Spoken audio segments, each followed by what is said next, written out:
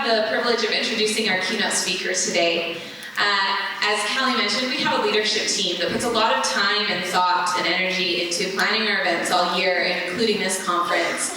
And we were brainstorming together what the theme should be for this year. This was last year, because we always plan a year in advance. And we really were drawn to the ideas of joy and community and inclusion.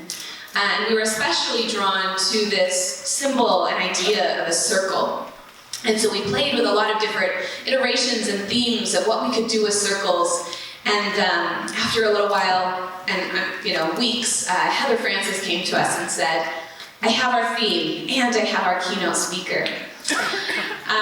There's a book already written about it. It's called The Circles All Around Us, and it's written by Brad Montague, and we're going to bring him out and be our keynote speaker, which we were so excited about. He's also the co-illustrator with his wife on this book, and he is a New York Times best-selling author for kids and former kids, like all of us. He's written The Circles All Around Us, which our theme is based on this year, as well as the fantastic Bureau of Imagination, and being released this September, the book Failabration, which looks so fun. He is the creator of the award-winning hit series, Kid President. How many of you have seen Kid President? Yeah, I love that web series, and I had no idea that Brad was the mastermind behind that, and he's taken that, he writes, directs, and edits it, and he led the project to collaborations with the White House, the United Nations, Beyonce, and more. As an author and illustrator, Montague's books have captured hearts and imaginations around the world. His inspiring stories and imaginative resources are used in classrooms around the world daily, and his books are invitations into living a life of wonder and love. Brad lives in Tennessee with his wife and kids. He can currently be seen as the host of the television special, The Kindness Project, which is found on the Magnolia Network via Max, HBO Max. And he and his wife, Christy, work together in their studio, Montague Workshop. Their mission is to nourish compassion and creativity in the lives of kids and former kids everywhere. We are grateful and honored to have with us today author Brad Montague.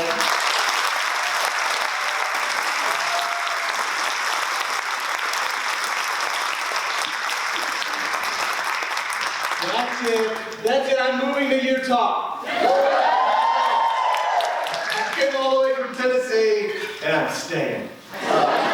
Everyone is ridiculously nice here. Like, constantly so nice to me, and I just, thank you. And you're here, you.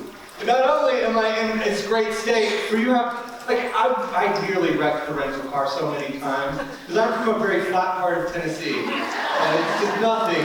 And everywhere there's all these forms, these mountains and hills and people, and then I get to come here in this room with you, educators, people who care about other people. My people. Yes. This is good. Is it good? It feels good, right? By the way, I'm from we're going to see if I can change. I changed my slide. I hand wrote my slides for you. There's a lot of you are art educators, yeah? It's good. We need art. I want to show you some things. I know you know things. I've been learning a lot recently about collective nouns for things. And I'm fascinated by this. Did you know that it's going to be a lot of this, guys. Oh, I need to tell you, I'm happy you're here. There's a thing, once I was flying, I was getting on the plane, and I was really late to make my connecting flight. You know that thing when you're just all sweaty and you're running and you make it, and then the gate agent goes, it's okay, you made it just in time, but you're the last one, come on. And then you get on the plane, you're like, oh, finally I made it in. But then you make it, this happened to me, or I find my seat, and I look at my seatmate in the eye, and I went, oh, that's me. And they looked at me and went, oh. I was hoping you wouldn't show up. And I get what they mean. You want to stretch out. You don't want this sweaty, pale man to come sit by you. I get it. But that's like the meanest bundle of words you can say to a person. So I say to you today, this morning, and I mean it, I'm happy you're here. Yeah. Did you know that, oh dear. There we go. Did you know that one ladybug is a ladybug, right? In Tennessee, I grew up on a farm, and if you saw a ladybug, my dad was like, oh, that's good. And ladybugs, they're good bugs. They take care of us. They don't eat these bad bugs. Oh dear. And then he said, but did you know a whole bunch of ladybugs together? One ladybug's great. A whole bunch is called a loveliness. Isn't that good? It's so good. There's also this. Hummingbird. So one hummingbird's beautiful. These fascinating little birds, they fly around. And did you know, like one hummingbird's beautiful, but a couple of hummingbirds together, they call it a charm. Right? No. This next one, crow. So, did you know more than one crow is a murder? Yeah. I feel like though crows would be like, oh yeah, that's good. That's on brand for what we want. That's the vibe we're trying to put out. There's other words for that, like a whole bunch of writers, when they gather together, we call that a procrastination. I don't know what we call this, like this hodgepodge of educators in different roles. You all have different spots and titles and names for the things you do, and different little acronyms at the end of your names. And some of you have doctors, and some of you are like, running the show, and some of you are actually running the show, but there's all these things. And so today, I don't know what we call you, but let's just say this is a loveliness, a charm, a murder. No. A group of really good people, and I'm glad you're here, because I need you. Like this whole world needs you. We need one of you, and we especially need all of you. And so I'm just thrilled to be here, and I apologize if I get too excited. Like a puppy who's been let out of the house and gets to be around other human beings, because you guys are the best. As I create things and I get to visit with lots of people, I do creative work, and I hear a lot of there's a lot of people in the world who will complain about the way that things are, and then there's you who are actually changing how things are. At the ground level, in the classroom, eye to eye with families, children, with each other. And that matters a great deal. So when I say I'm happy you're here, it's not just because I don't want to speak to an empty auditorium. It's because I'm happy you are here on this planet, in the classroom, in the roles you have. And I speak not just to your roles, but to your souls. I am happy you're here. And I'm sorry that I keep having to stretch my arm out, but it's the whole thing. We're doing it. It's working. Is it okay? You're okay? I'm not going to, it's a splash zone. I'm just going to be right here. So, like, the fact that they said the theme, they said not only we would like you to come to this amazing place with these amazing people, but the theme is based around one of your books. And I just nearly lost my mind. Like, that is the coolest thing in the world. The Circles All Around Us was a poem that I used to end when I visited schools. I also run a summer camp, so at the end of summer camp, I would share this little poem. Because I kept thinking about, we spend all this time inspiring these kids, and we would create art with these kids, and we'd share these big dreams that they have for the world, and then I would think, I'm sending them out, and it's not going to be easy. Oh no, they're going to get overwhelmed. Oh no, they're going to read the news. Oh no, something's going to happen. And so this idea that I can't tell them that they can change everything, but I do know that there's a circle all around you, everywhere you go. There's a difference you can make, and the love you can show. And the image of all those little circles that we would be sending out at the end of a school visit, at the end of a camp, like converging and creating something beautiful, was the message we sent out. It was never intended to be a book. I was working on a completely different book, but I kept ending my talks and things with this little poem, and it became a book. And just recently, like, it found its way all over the place, where this was one just recently. This football player had a whole day. This giant, tough football player read this tiny, gentle book about there's circles all around us. Like, what? How does that happen? And then the very next week, this happened. Yeah. I know this was before she went missing. That whole thing. Like, okay, so I had nothing to do with that. But yeah, then my wife goes, we just got a Google alert. Kate is holding our book. I was like, Kate, dude. It's like, the princess nonsense. Like, just holding the book. And so we look it up. There's a school, and they had this nature preschool. They gave them 2 books. One was mine. Like, a principal. Like how I live in a town the size of Detroit. Yeah. I don't want to make a big deal about it, but I did, I think it was pretty big. So, yeah, I do want to make a big deal about it. Now, that's a big honor, but I think the highest honor is the fact that you would want to explore this idea together, and already you are. Like, you're the real royalty here, right? So thank you. I'm going to attempt to go to this next thing. I wanted to share this with you. This is actually how it originally started. This when I would read the poem and all that, I thought, well, let me share it with the internet, which is a dangerous idea. But I did it, and I have my kids narrate it and created this little video. So I want to show it to you. Circles by Brad Montague. We begin by drawing the circle on the ground. Land eats you. A safe little circle for just one person. Everybody on the circle but you. As time passes, our eyes open. We see others we really care for. So that's when we ask ourselves, so what's the circle really there for? If the circles all around us, everywhere that we all go, there's a difference we can make, and a love we can all show. The circle doesn't have one person. Circle for just you, yourself. But that would be like the library with just one book on the shelf. So now draw a bigger circle where friends and family can say, now you see what all can happen in a circle full of tales. But standing in the circle with you and your loved ones now all in it, what about all the other people? All the ones that you couldn't fit? So you stretch and get the pencil out and draw the circle a bit more wide and let a few more people know they're welcome now inside. And the circles all around us, everywhere we all go, there's a difference we can make. And love we can all show. Doesn't mean the circle's easy. It's indeed harder the more you share. But wonderful things can happen when love is known and felt everywhere. But there's still so many persons outside the circle.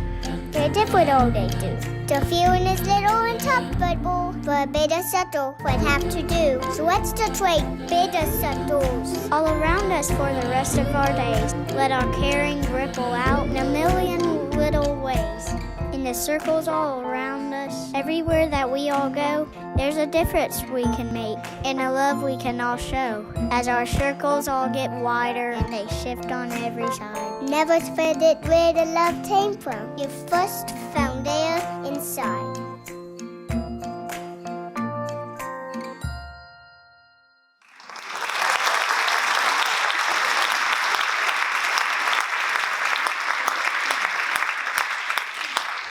Thank you for being so expansive with your circles. I think good things happen when we do that, and I'd like to be a witness at glimpses of the circles you're already building.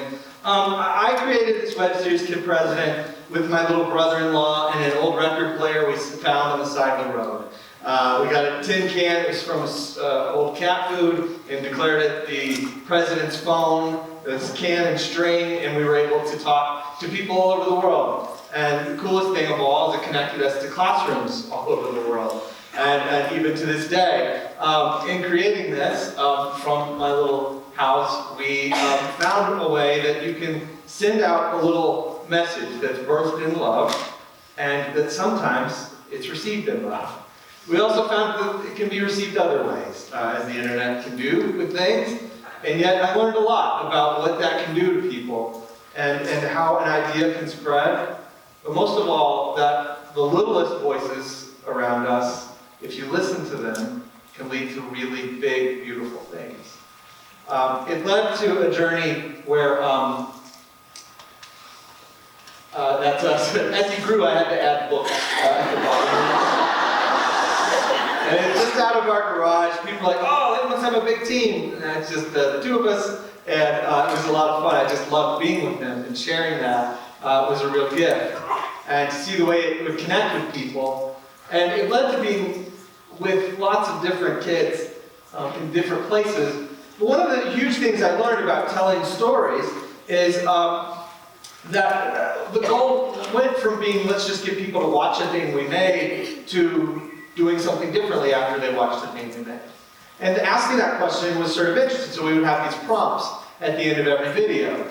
And one that really began to show me the power of asking a question to people and then listening to the response was this one. We said, finish this sentence. The world would be more awesome if. And we would go on to ask this question to every celebrity we interviewed, political figures, to different people we met along the way. And we got a lot of responses from schools where they had big ideas, and kids would share, like, here's what I think would make the world more awesome. And sometimes it was silly things, like more ice cream and jet skis. And other times it was, you know, if people were kinder to each other, if people paid attention to each other, if my dad did what he said he would do, like things like that. And so asking that question and seeing that the audience would respond, I started to see that ideas could go lots of different places. So asking questions of people led to some really interesting things. One way we saw that people started responding to not just watch a video, we said, what if we had online a giant dance party? So send us in a video of you dancing, and let's have a big, massive dance party. People from every continent and every state took part in it, and this is what it looked like. This is a clip. People of all types, people from all over, and they all joined in for this silly dance party.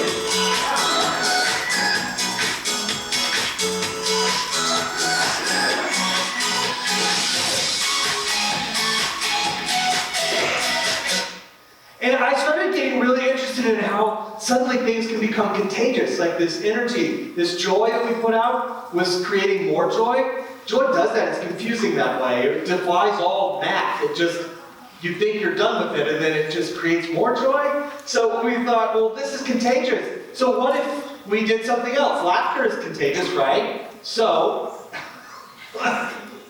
oh man. I am a professional. So, you know, a lot of things on the internet, you know, rage is contagious. We've got all these, you know, things that people will gravitate to. But laughter is this whole other thing. And so we thought, well, let's create the most contagious video in the world. Send us videos of yourself laughing. And they did.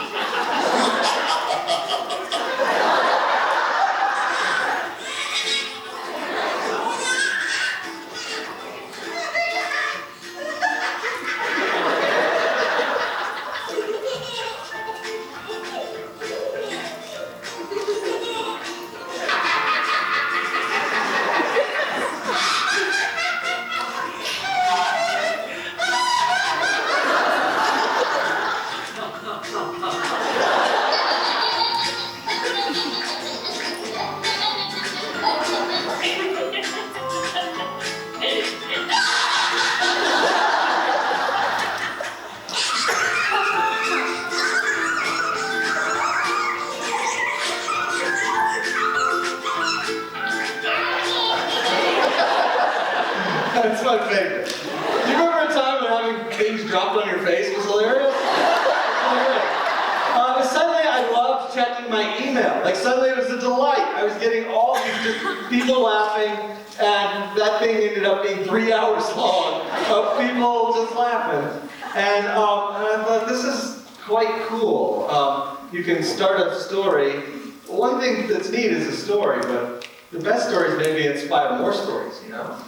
So how could we do that, though? There's a lot of things that become unintentionally contagious about things you do.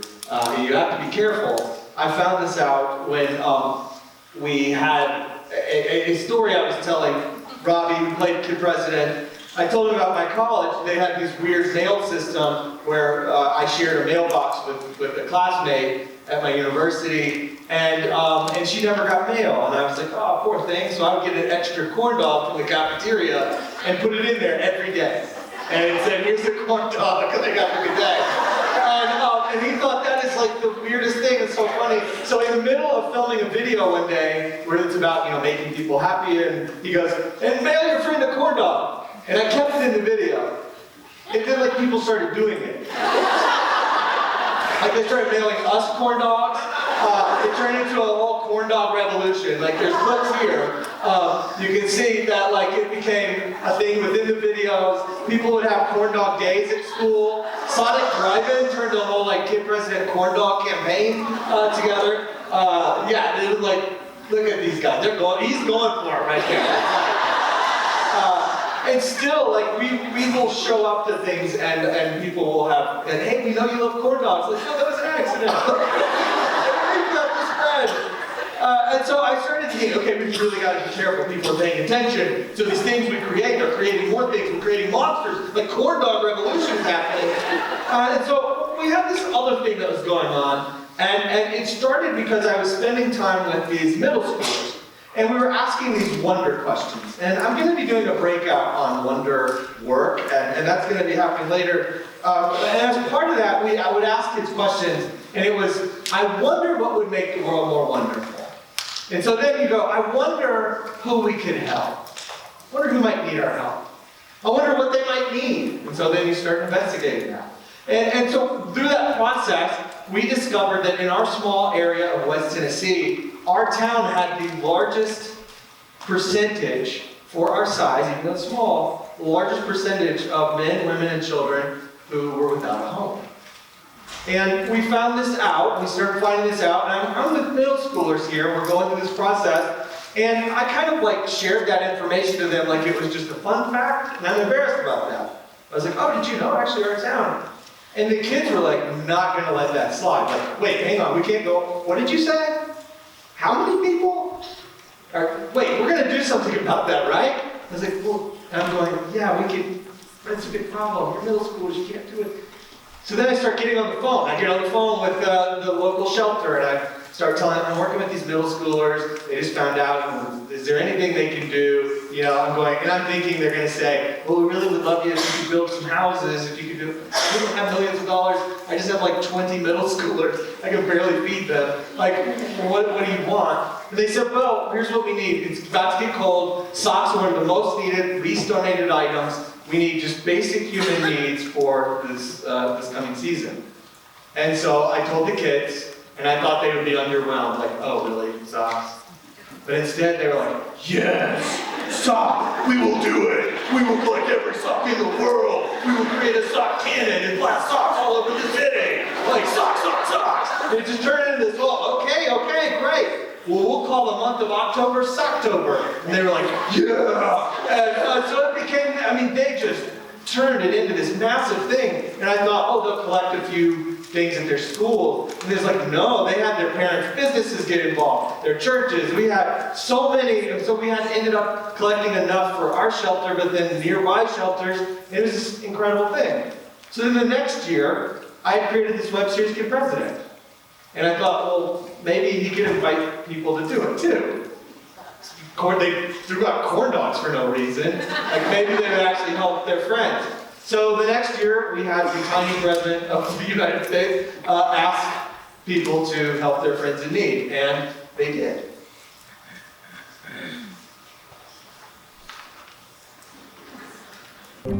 Socks, socks, socks.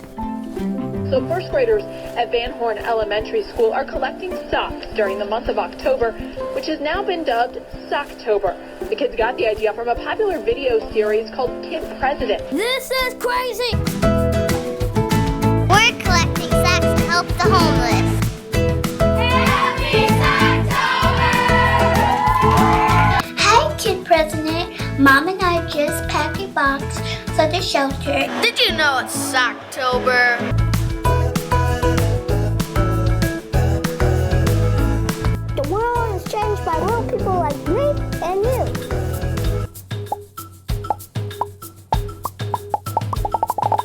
Here's some socks for you. Since it's gonna get cold soon, you can use it. Winter's coming up, so I think you can use some socks to keep your feet warm. Thank you very much. God bless you. Thanks for the inspiration. Bye. Oh, that is so awesome. Go Socktober. Ding dong. That's awesome. When lots of people come together, crazy things can happen. So, yeah. The way things spread, it continues to baffle me and excite me. This was just a couple of years ago, so it's October's now, more than a decade it's been going on. Every state, every single continent, in places where Socktober and October don't rhyme, people have been collecting things for their shelters, connecting with their neighbors who are in need. It was even on Jeopardy, and it was a teacher who mentioned it on Jeopardy. This is the clip. And really enjoys something called Socktober. I don't know what that's all about. That's him saying, I heard it's something called Socktober. I don't know what that is. Which is thanks that made it on Jeopardy. So I share that to say, I've been able to see how things can spread and how little acts of love can find their way and take root in different places. And we've created some books that have found their way in the world. And this is my wife, who's amazing, and we get to create this together. It's a joy to get to do the work we do. But I also want to show you, this is also a picture of me. This is a photo a friend sent me. It's me at the drive-thru getting coffee one morning. And that is really disturbing. Next picture. Oh, here, sound people, come on. Yeah, I mean, this looks like I'm the villain in a kid's movie. I'm on my way to murder puppies. Now, I share that with you because I've had some things work out, which is great. But I look like that a lot. I was waiting, I was in the middle of a line, you know, and there's this thing that happens between, like, an idea and the finished, it made it into the world, that's really messy and not fun, that other part. And, okay, enough.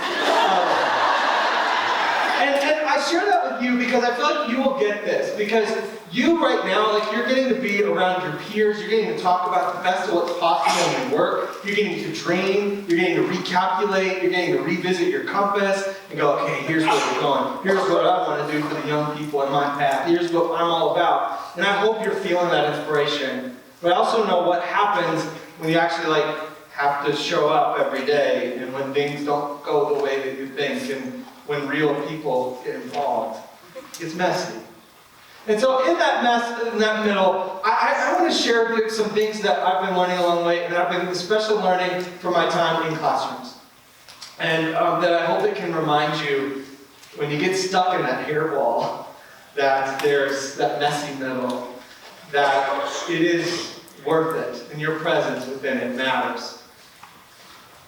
I spend a lot of time orbiting two different planets, and I think this is probably true of anyone who works with children in any capacity, young people in any way, where I spend a lot of time in youthful optimism, that place of, oh yeah, kids are great, oh yeah, ideas, anything is possible, and then that other place of, yeah, but that's been done before. Oh, does this really matter? I spend a lot of time going, oh yeah, we can do this, and then a lot of time on the internet where people are going, all the other things. And so that's where I've been trying to find a way where maybe the best things that could happen are when we take this wonder of being a child, being young, and the wisdom of experience, and have those things hold hands.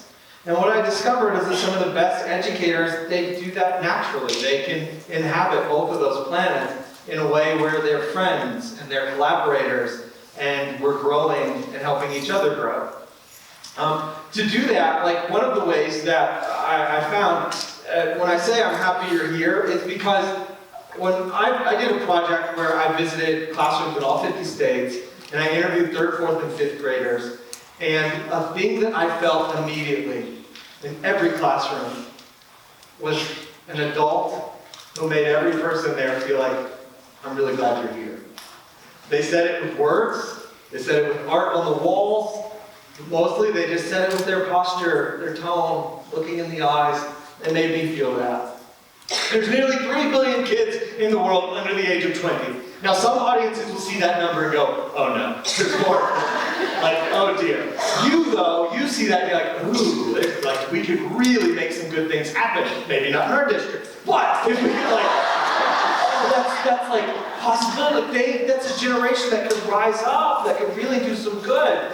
And not long ago, I was in that number. I was this awkward kid with a video camera and a whole lot of ideas. I doodled on the backs of my tests so much that my teacher got onto me and said, hey Brad, I'll give you paper if you just do your work correctly. And that was my 4th grade teacher. She's the first person who looked me in the eyes other than my parents and said, you're really creative.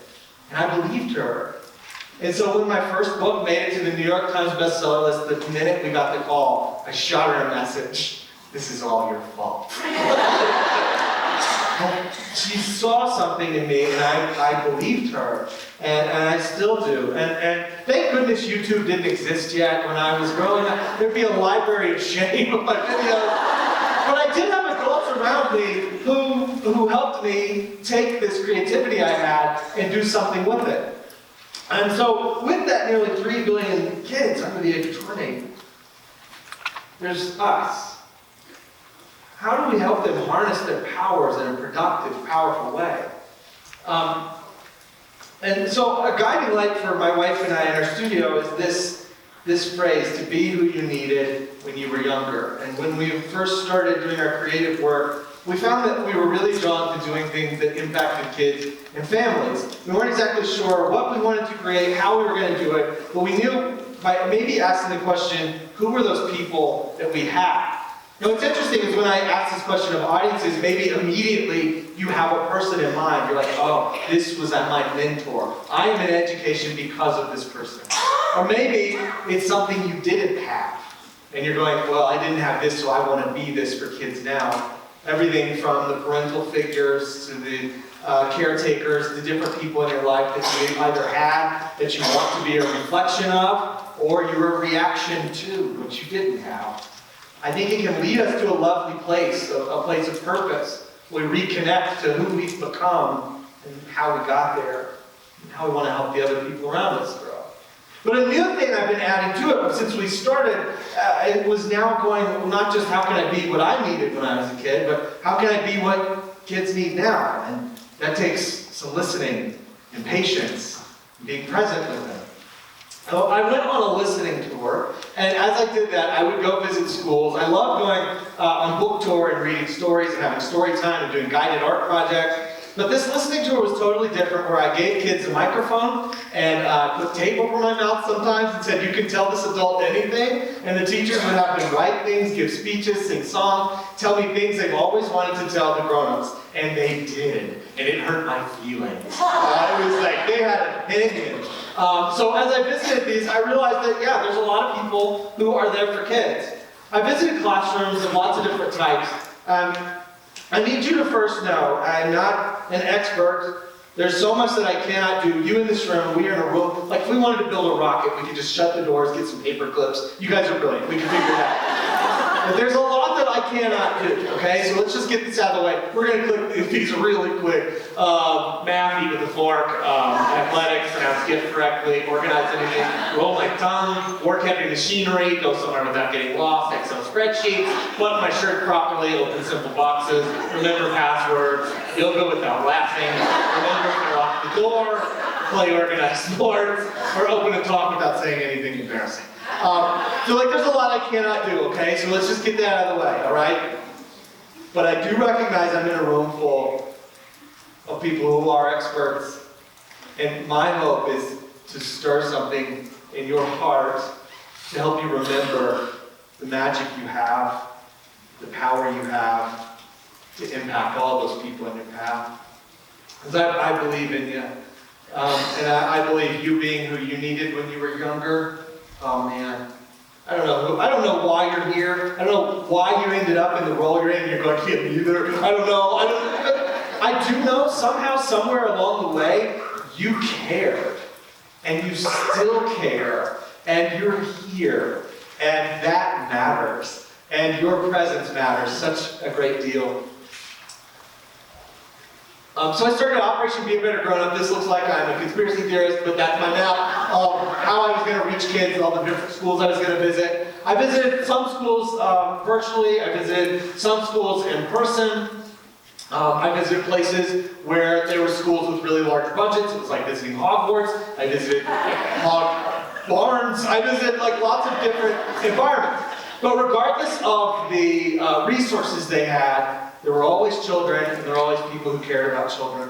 And there's this thing that I learned about in every state, every classroom, every context that I was in. I would discover that there were these people who were doing something that I found. I thought that the key to being a great grown-up, I thought it was going to be, because I was a new parent at the time, and I wanted some secret, you know? I wanted some hack of how I could rise up to be an epic dad. Like I thought I would learn a lot about some classroom where there's a hot air balloon and there's some big thing that the teacher's done, or I wanted to be the dad who has the petting zoo for his kids and going to Disneyland all the time, and that there'd be something epic that these educators were doing. And there was some of that, but honestly, what I learned in that journey when I asked kids, what is it you most want and need from the adults in your lives, they told me the most boring stories. They would tell me stories about these people they could count on that showed up at a thing. They always go to this with their uncle. They always do this with their mom. There's this game they play with their dad. They would tell me these stories about this teacher that they can always talk to. And it was this word, like always, count on, there. That the thing that the kids most wanted, need, and deserve is the presence of someone. So I was on this quest of wanting to do something big and powerful, and realizing that maybe the most important thing I could do every day is not some massive thing for my children, but to just tie my daughter's shoe and look her in the eyes and say her name. So it changed the way I show up, and it changed this whole message of what I wanted the adults around me to know, is that you're already doing something powerful by just being present with the kids in your lives. And it's a message that I found the American Academy of Pediatrics was also discovering at the same time. And we've been able to work with them over the past couple of years to help them work on this messaging, because one of the things they discovered that impacts children's health is they know that there's respiratory health of children, they know that there's all of their digestive health, there's all these categories for their health, but many of you know they've added this new category of their relational health. Because the fact of the matter is that this one category of health impacts all of their health, the relationships. This is a piece that they shared with me that proved to me this necessary idea that the circles around us really do matter. That preventing childhood toxic stress, partnering with families and communities to promote relational health. And that we're working on a project right now where pediatricians have a moment where they can use the Circles All Around Us book or similar books where they actually are reading with children and having them talk about the relationships in their lives. And they're telling them about, it's helping them understand who are the people in their neighborhood, who are the people that they have, who can they count on. And because then as they chart that, they can kind of see, here's how their health is. And so we created a State of the Children address. We're doing a new one this next year that goes through that, of how we can create atmospheres and communities where we improve the relational health of children, and that it in turn will improve the health of the entire community. Now what was powerful going through this process, I started thinking about my own children's relational health and the grown-ups that I know they have that they can count on. But I also started to realize my own relational health was a bit crumbly. It gets lonely when you're an adult. You don't always get invited to birthday parties, and you're always busy with kids. And there's by the time it's 7 p.m., I'm kind of all right, good night. I get lonely. It's made me revisit the fact that maybe my own circle needs to be healthier, my own relationships. So I share this with you all today, because I believe that you care about the circles of children and their relational health. I care about you and your relational health. The circle around you, everywhere you go, there's a difference you can make and a love you can show. I hope you realize that circle needs to grow and grow, where you are being nourished. We need you, but we need a healthy you to show up in the circles of the children around you. If your relational health is healthy, then theirs can be healthier too. This was a quote from Fred Rogers that I shared a lot during the pandemic to help educators who are doing distance learning recognize how much they matter. He was asked about doing work in television. And people were like, does that really matter? You know, you're talking to a camera. Can that even impact the kids in your life? And he said this, that the older I get, the more convinced I am that the space between communicating human beings can be hallowed ground. And this idea that there's this space between people, and for him it was a camera and him. But he also recognized the message was going to a living room. And I think now he would recognize that message is maybe going to a tablet, or to a laptop, or to a phone. And to you, it's maybe in a classroom or a sports field, or it could be in a hallway or parking lot, face to face. But wherever people are communicating, there's more going on than we always recognize as people, because we get busy in that messy middle. And what a beautiful reminder that there's this hallowed ground between us, this sacred space anytime we communicate. And so recognizing that there's more happening in our circles than we realize. There's things happening between us right now that's impacting our very health. And that's a big deal.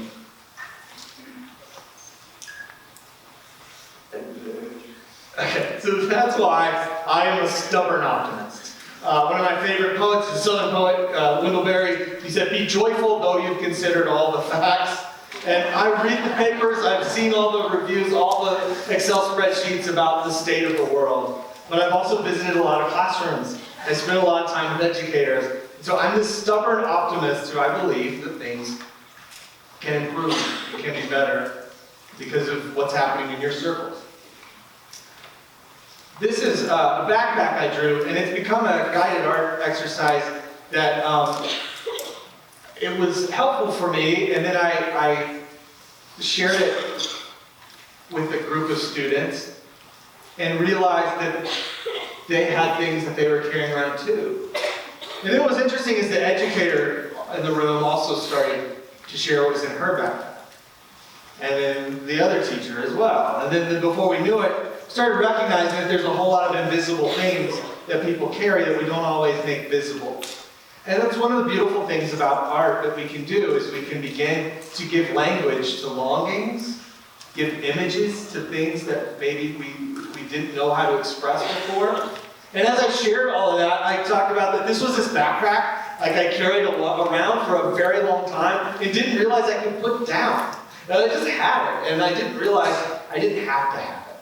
And one of the great things that a lot of friends help me do, and I see a lot of educators do, is they help kids recognize you can empty that backpack. And there's things you don't have to have in it.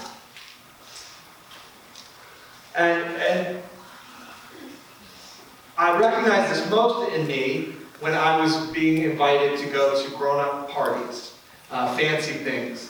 The more my work started to find an audience, I would end up in places where you have to dress up a little bit, and where there's nameplates at the table.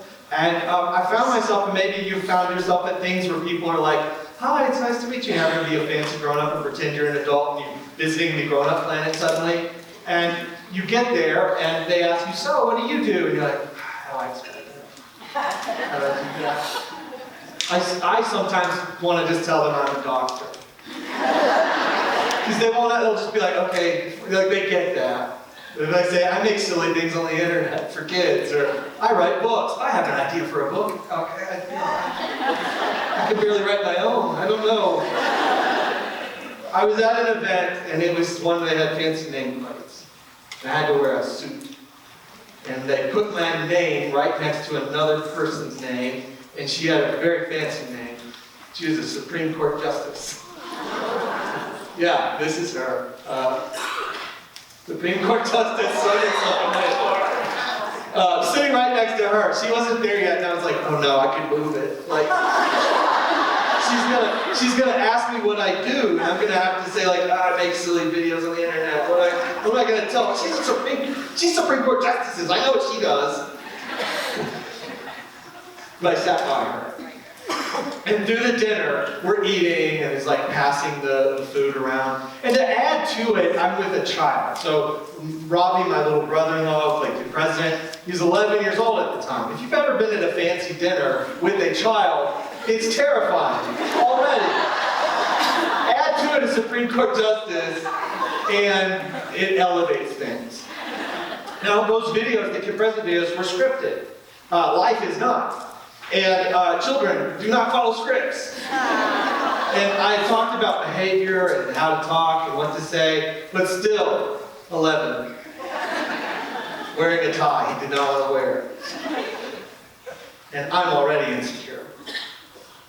So we're eating, and we're passing food around, and he's eating the mac and cheese and nuggets they gave him a special meal. And we're sitting there, and it's going really well. She just asks our names. And then she asked me to pass the butter. I could do that. And then she said, so Brad, what do you, oh no, here it comes, love about what you do? Jedi mind trick. I immediately went, oh, I love getting to work with kids and people who care about kids. I love when you can tell a story and it inspires more stories. Like one time we threw a parade for a postal worker, and the very next week, there were dozens of parades all the way across the country. Like, so what's cooler than a parade? Dozens of other parades. Like, it was incredible. I also love getting to see people light up with purpose, you know, when you help them realize how much they meant. And I was like, she got me. Oh, I make silly videos on the internet. Hang on. Now, she did that the whole night. She asked everybody, so what do you love about what you do? She even asked Robbie, Kid President, what do you love about what you do? Nobody had ever asked it. We'd been in dozens, so many interviews, and people would ask questions like, so, who's the most famous person you've interviewed, Kid President? And he'd be like, I don't know. Like, you know, she asked him, what do you love about being Kid President? And I was like, oh no. This was not in our script. Mouthful of macaroni. He goes, I like that I get to dance. I like that I get to play with Brad, to help people. And he kept eating. And I just wanted to cry. Yes! That's what I hoped he was getting from things. That's what I hoped he was feeling. And then I realized I don't think he had ever heard me articulate what I loved about what we were doing together. And there I had gushed about it at the table. I had never heard him speak it back to me. And I thought, she had somehow unlocked all this love, and we talked about it openly. We shared it. How did she do that? At the end of the night, I asked her, you had this incredible question you asked. Let's get to the... You asked, what do you love about what you do? I said, thank you so much for asking that. Like, where did that come from? She said, oh, honey, I hate dinners like this. Oh, everybody wants to talk about being a Supreme Court. I don't want to talk about that. I want to talk about, what I love. I want to talk about giving voice to people that don't have a voice. I want to talk about making wrongs right. I want to talk about my grandmother. I want to talk about seeing her. I want to talk about legacy. And she just said this wise thing of recognizing, if you really want to meet somebody, if you really want to know somebody, find out what they love. That's who we are. And so for you, I don't know if you're here with your team, I don't know if you're here by yourself, but regardless, I hope you can ask this question of yourself today and of the people around you. What is it I love about what I do? And I know that maybe you're not in your forever role. I know that it's not perfect. I know that there's messes you got to fix. But what do you love about what you do? And the more we speak that, maybe the more we hear that from each other, there will be more we know of each other. More love will be spoken. And this is a great quote, that work is love made visible. And that's the thing that I felt. That's why we threw the parade for our postal worker that I mentioned in the story. Because she was working at the post office, but I was dazzled every time I visited her because she knew my name, my kids' names, my favorite stamps. She would save out peanuts, any peanuts, Charlie Brown things, just for me. Like, I couldn't believe it. So we threw this. I found out the whole town felt that way about her. Her work was her love made visible for our community. So when I said we're going to throw a secret parade for Dana, the whole town showed up. Because they had seen her love, and we wanted to make our love for her visible. For you, I know that the work you do is your love made visible. Maybe your team needs to hear you say the words sometimes too. Here's what I love about what you do. Here's what I love about what we get to do together. And for the children in our path too, I think it's really important for them to hear what you love about when they show up, what you guys get to discover together, to encounter together, to make happen together. Only good things, only lovely things can happen when we speak that kind of love. So this empty backpack, this realization that there's so many invisible things going on around us that we don't always speak. Another one of my favorite quotes is from this really wonderful book, which is forever one of my favorites. And it says that what is essential is invisible to the eye. That what is essential about the kids in our lives is things we can't see about them, their character, their love, who they are. What's essential about you, like you have all these other things about you, all your roles, but your souls, like what's essential about you is invisible. And there's like things you can see about me, but there's so much you can't see about me. There's this inner dialogue in my head. And if we had the technology, maybe you could hear my inner voice, but we don't. Brad paused, scratched his head, and looked up. He surveyed the room. He wiped his brow. What a room. He heard his inner voice narrating the moment. Hello there. I'm Brad's inner voice, renowned actor Rainn Wilson. Thank you. Thank you very much. It's not every day you get to hear what's happening inside a speaker's brain, and not every day you get to hear from somebody like me, but believe it, this is really happening. Off to a rocky start, Brad instead decided to do what he does best.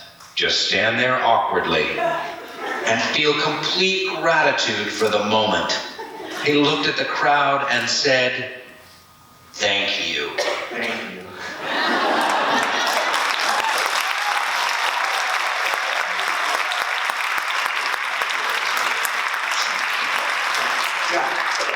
No, that doesn't happen all the time, but it's happening, right? Like all the people in our lives, they have the cogs turning and there's dangerous voices happening inside them, and it's happening for children, and it's happening for us former kids too, right? Those little soundtracks in our heads.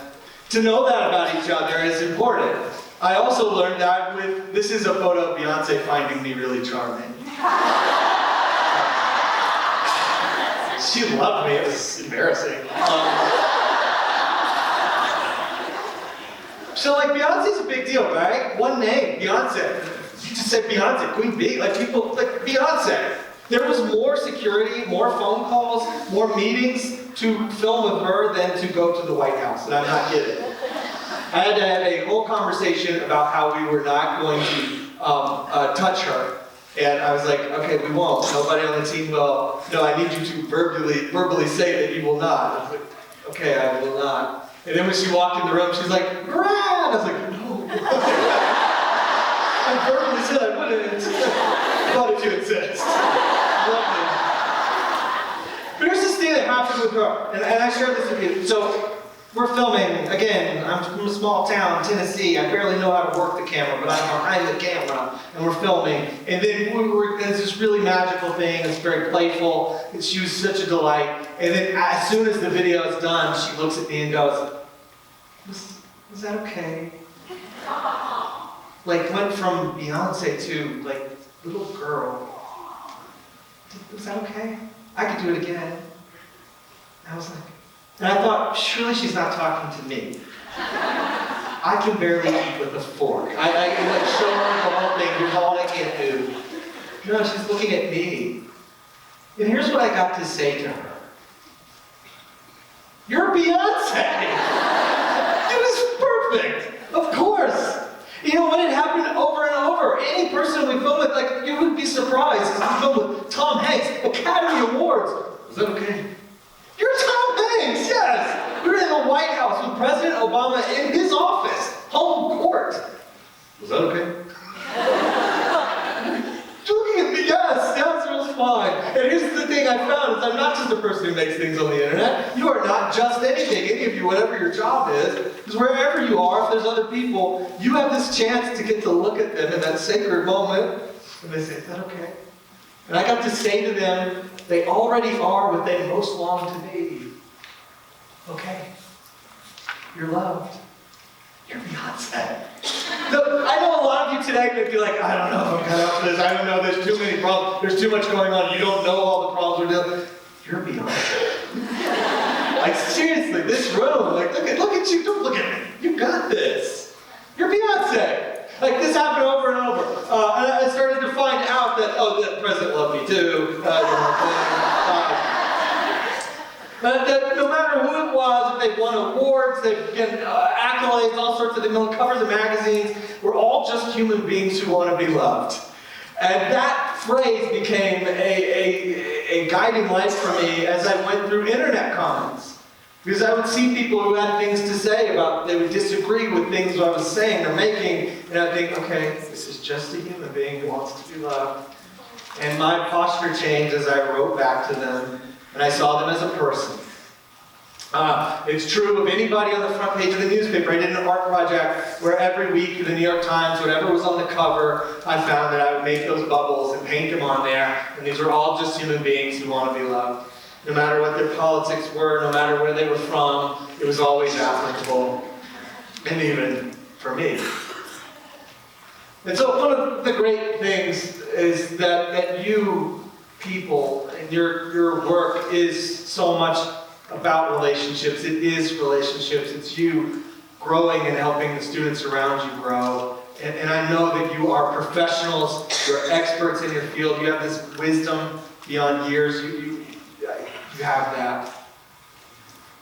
And it may seem soft to talk about the fact that you're humans who want to be loved and that the kids and people on your path are, but it's just a fact. My newest book is called Failabration. And this is an image that it started with because I always wrecked my bike as a kid. And it seemed like every other kid had it figured out. And that's like a theme in my life where I always sort of thought, am I doing this right? Does everybody else have this figured out? And it always felt that way. And I threw an event that was called Failabration. And I invited my friends who won awards and different things, and I just said, you're not allowed to talk about anything positive you've ever done. You can only, this is like a TED Talk, but terrible, okay? Ideas worth cringing. Like, well, I don't know what it is. But you're going to just share, and I promise you we won't film it, but we will applaud you at the end, and the room will feel better. And it was really incredible. We had this whole theme around failure, and so the first one was just an experiment. And the idea was this. So I shared some of my own failures, which were many. I shared some projects that didn't go right. Your name tag, as you walked in, you spell your name wrong already. So like your name is Brian with rain. My name's Brad, so it said bread.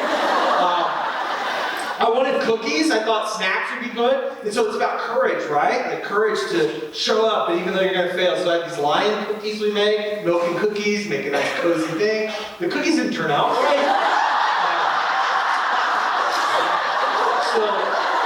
But again, it's about failure, so it was our theme. And then some of my kids got to be part of it, and we shared all of this with each other. And what I found is the whole room turned into a whole bunch of friends. And we've since done Failabration parties with like doctors, we've done them in schools. I did it last summer with 5,000 educators, and LeVar Burton was part of it. Like, it was this incredible thing. And even in a room that size, as people talked about their failures, it turned into a living room, People cried, we connected, we laughed. It's really embarrassing, some of the things they share. But we realized that, we're human. And I also realized this thing too, that so much of who my identity was for years, I saw myself as maybe I was a failure. I didn't think about myself as an artist, but as a failed artist, a failed at this. I'm not good at math, I'm not good at this. And then I discovered this as I visited classrooms, that 1 in 3 kids is dealing with anxiety to such a degree that they can barely function. I experienced this firsthand with the guided art piece where I was doing this thing where I had a drawing, I would show them a character, and I'd say, okay, I'm going to draw the dog's head this way, here's his ear, and I'd start to see some kids put their heads down. You've probably seen this too. They start like, getting mad, being frustrated because they can't do it right. So I started changing my art projects where suddenly it's about scribbles. And I have this project we call masterpieces. And some of you have done, maybe you do monsters, where you make a monster and they create. So it allowed them to just make a mess and then pass it to your friend and they're going to turn it into something. And it allows us to do collaborative art together. And finding that way through, you're able to realize that we're in this together.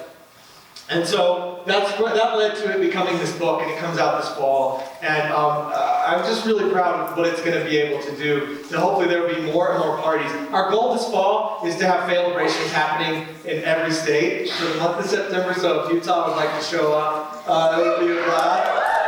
It's going to be really, really fun. We're going to have some free resources online, party hats and different printables and things. And there's even a song and some just really silly things. So it'll be really fun, but also a great way for you to model for the kids in your life. You have permission to show up here and fail. I just want you to fail better. So I want to close here with a couple of things. This is one of my favorite writers, Rachel Carson, and she wrote this. She wrote a book called Sense of Wonder. She wrote a lot about nature and environment. And in this, she writes about, if a child's to keep alive their inborn sense of wonder, he needs the companionship of at least one adult who can share it, rediscovering with him the joy, excitement, and mystery of the world we live in. And I know you feel that. I know you've done that. Rachel Carson knew that because she had that. For Rachel, it was her mentor. She had someone who guided her and told her her writing mattered. And that was this woman. What you find is a lot of people who maybe write things that matter or write things that maybe have sparked us, it's because there were people in their lives who showed up for them. Like Maya Angelou, whose voice has mattered so much in so many ways. Her poetry is beautiful, but for her, she talks often about she was so dealing with traumatic issues that she wouldn't speak. And she discovered poetry because of a neighbor. Tom Brokaw, unprompted in interviews over and over, this great newsman for years, and he would bring up the reason he's a success is because he had a teacher. And he would say, Mrs. Morrow would tell him that he needed to start showing up as a student, that he could do better. This is a great clip from an old Oprah episode where they surprised her with her elementary school teacher. Look at this moment. And Oprah just lost it. She's crying so much. Here's what I love about this though. Oprah, this teacher meant so much to her. She talked about her to her staff. This teacher saw me. This teacher loved me. And the teacher in the clip, you see Oprah go so what was I like as a little girl? And the teacher's like, well, I had a lot of students. Can you imagine? I can't even remember having Oprah. And then he said it on TV. It's a great moment. But to have had such a deep impact, and be like, I've had a lot of students. That's a testament to what she does. Because the work that we do in working with young people is about the mind, but it begins in this heart. And I know the heart's not in the head. I apologize for that. But you know what I mean. When I say that I'm happy you're here, it's because you give us all glimpses of the world as it could be. You help us see that. I know the world is not as it should be, but your spaces, the circles you're in, you can make it so. You can make it a place, a bonfire of belonging. You can make it a place where they feel they belong. You can make it a safe place for them to fail. The best room in the world is the one you're in. The best rooms in the world are the ones where kids are seen and celebrated. It's you right there with them. I want to tell you, I'm so sorry that the clicky thing did its thing. It slowed me down some. So I'm sorry for that. I have a thing I want to share. Can I share something with you though? Yes. Okay. Now, one of my favorite things with kids is Q&A. Because they go wildly off topic. They will, I'll say, any questions? And then, I forgot. Any questions? Yes. Did you know squirrels can't burp? I've been to the school visit recently. I did not. Tell me more. What's your favorite Pokemon? Oh, okay. Well, that's not what we're talking about. But great.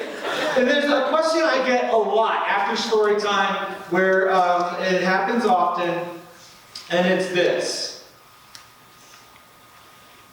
why do you always wear a hat? Well, I can tell you my favorite Pokemon. You want to know that? No, in every video, like from our class, you're always wearing that hat. What's in there? Take off your hat. Yeah, okay, man. So here's what I started having an answer. And it would be, oh, well, I lost a bet and I have to wear this hat for the rest of my life. Or my grandmother knitted it to my skull. I followed some squirrels who couldn't burp. And then the kids kind of like move on, you know, okay, he's joking. But I was doing a project with a group of kids. I'd spent time in that classroom for 2 weeks. It was a long time. We connected and had seen some really great things happen.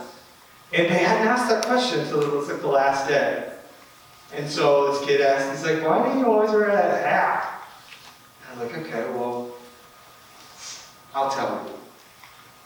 So I said, well, when I was very little, I had a surgery on my head.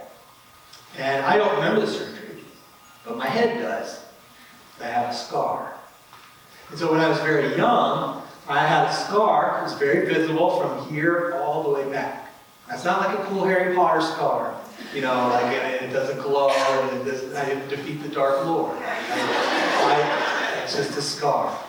And usually in stories and things, the people with the scars are scary, and I wanted to not be scary, so I've always worn a hat. I've always been comfortable with that. And I thought, okay, let's just move on. Take off your hat. Okay, the next question. Did you guys know squirrels can't burp? Like, can we do that? And then I said, well, okay, I'll tell you. So I did this thing. And I started to tell them again the story, and that I was embarrassed by it. It was actual x-rays from when I was a baby. I said, so I took off my hat. And now, what's embarrassing is you can't even really see the scar, right? Like, it's not visible. You're way back there. I took off my hat, and I was like, yeah, see, I have a scar right here. And here's what happened in that room. All these little hands went up. It took like a holy moment, you know? And they started going, and this kid goes, I have a scar too. Lifts up his shirt. I have a scar too. My brother has a scar. I have a scar. All these scars. And what happened in that moment was like changed everything for me in the way I show up for kids. I forever have stopped trying to be perfect as I enter in them with them, just be present and be even open about the things I'm embarrassed about, the scars I have. Because this scar in my head, sharing that opened up that whole room. And for you, I realize that you all have things that maybe hurts you've overcome. Tell the kids about it. If you have a challenge you've overcome, something that's happened in your life, let them know that they need you. The thing that matters most in their lives is you being fully present with the people in your path. That's going to lead to really good places. I realize you're big fancy grown-ups, you've done amazing things, but this is a story I want to tell you. It's going to feel like a kid's story, but it's for big kids, okay? Can you deal with it? You won't make fun of me? Okay, we're vulnerable now. This is a final story for you, because I believe it's what you are all about. This is a story. I realize that some people say the world's this dumpster fire, education's a dumpster fire. We've declared entire categories and years as dumpster fires. That's not you. This is a story called, this is a joyful rebellion, okay? Like you're joyfully rebelling against what is to create what could be, joyfully marching towards that. This is a story called The Dumpster Fire and the Garden. Okay, I'm gonna click real quick, okay, pal? Once there was this girl just going about her day, when something made her stop, look, and shout, whoa, hey. It was loud, and it was big, it had flames that went higher and higher. There it was in front of the girl, a giant dumpster fire. The dumpster fire It was loud and hot, and it smelled like animal decay. But for some strange reason, the girl just simply couldn't look away. "It's beautiful," she said, as she stood and watched it burn. And people were adding their trash to it. And she said, "Ooh, I want to turn." So she added to the dumpster fire, an angry and thoughtless chore. And then she danced and watched the flames get higher and grow more and more and more. Now, there's like some audiences, I could probably stop the story here, but, you know, the world's a dumpster fire, just dance by it. Like, you know, add to it. Not you. The dumpster fire grew taller, and it was all the girl could see. She felt a little sad and empty. She wondered, is this all that was meant for me? So on a journey she went. Through stink and smoke she walked. She wiped her cloudy eyes, till she came upon a quiet woman who looked peaceful and wise. "Why are you smiling?" asked the girl. "You're just staring at a pile of dirt." "Ah, this is a garden," said the woman. "Come, tend and heal your hurts." So soon there was planting, there was tending, and so much waiting for transcending. She missed the quickness of the dumpster fire, but her heart started mending. Soon there were blossoms, blooms, and beauty, a desire to nourish and not to harm them. Because good things grow when you leave a pointless fire and tend a beautiful garden. Good things grow when we leave a pointless fire and tend a loving garden. The dumpster fire grew smaller, but it never fully went away. The garden bloomed and blossomed and enchanted every soul who came its way. Now, for every person hearing this, a decision must be made. Be distracted and feed the dumpster fire, or tend the garden of good today. Thank you for being part of it. Thank you so much.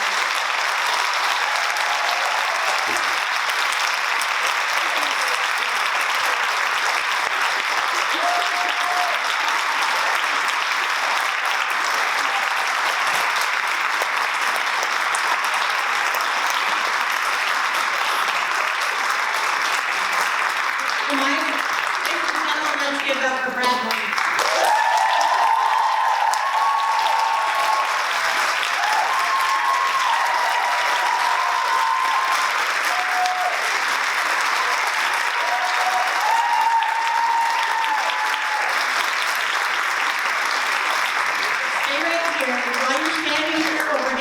For the celebration.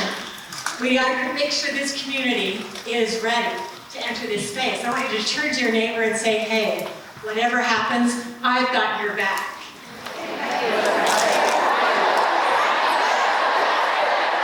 Okay. Thank you. That's what makes us a team. When we create safety, when we say, I'm going to help you, I'm going to be your friend, I'm going to say nice things about you, I have your back. That's what makes us a community. That's what will strengthen us as teachers who believe in children, teachers who believe in the arts. Enjoy the conference. We are so glad you're here.